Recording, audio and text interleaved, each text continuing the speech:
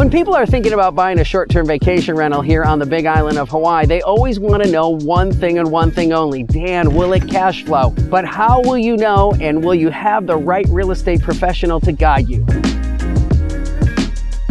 Hi, I'm Dan Polimino from KW Big Island and the Hawaii team. Well, in today's video, we're talking about short-term vacation rentals and whether or not they will cash flow. And you've heard me say over a number of years that rarely do short-term vacation rentals cash flow here on the island, and that's because of the incredibly high purchase price and the high HOA fees. And you can't make enough rent to offset that if you're getting a loan. And let's face it, about 60% of the buyers, that's what the statistics tell me for 2024, are getting a loan. And so just right off the bat, if you're thinking about making this move and making this investment, if you have to get a loan, just know ahead of time that you aren't going to cash flow. You are going to be in the red. And the question of how much you're going to be in the red will really depend on how much money you're putting down.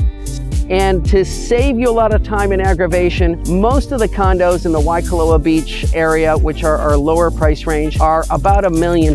And so think about putting 50 or 60% down in order to get that to cash flow. And I'm not kidding.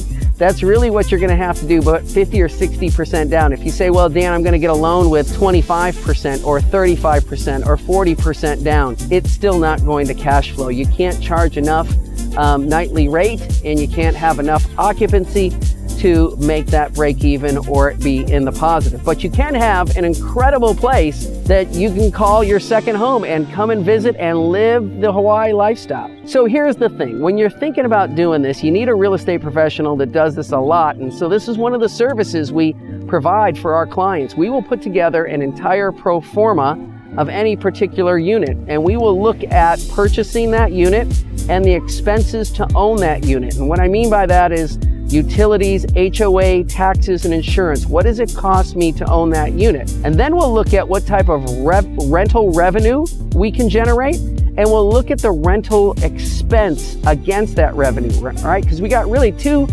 expense columns in the pro forma. We got what it costs to own it and what it costs to rent it. We'll take those two costs and we'll combine them, and we'll subtract that from the revenue, and that'll give us our net. We'll really figure out exactly how much we're going to be in the positive or how much we're in the negative. And I can tell you that if you're going to use all cash, you can think about maybe about a 3% return. And that's just rental revenue. That's not appreciation. Now, some people say, well, I'm not going to account for appreciation in my pro forma, right? That's gravy. But some people will say, no, that appreciation is real money. I want to count that in there. So if I'm getting 3% return on my investment on rental revenue, and I'm getting a 6% return on appreciation, I got a total of 9. I'm not telling you have to look at that way, but I just want to give you all of the information. So again, if you're looking for somebody that does this is one of the services we perform for our clients, is these pro formas. I think they're incredibly helpful. So just reach out to us and contact us here at the Hawaii team. As always, please subscribe and please share with your friends. And if you do call us, I'll answer the phone and you can actually talk to me. All right, aloha, I hope to see you. Our weather is getting spectacular. It's getting into that time of the year where this is the best weather on the planet as we get into our October, November season. All right, that's it for today. Check us out at thehawaiiteam.com. Aloha.